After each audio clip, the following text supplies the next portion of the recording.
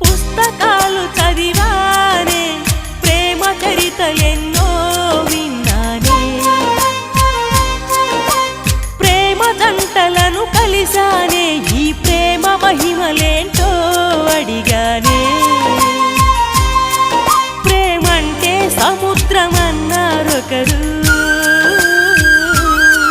ప్రేమంటే అమృతమన్నారింకొకరు ఆలోతుకు దూకాలనిపించే ఈ తీపిని చూడాలనిపించే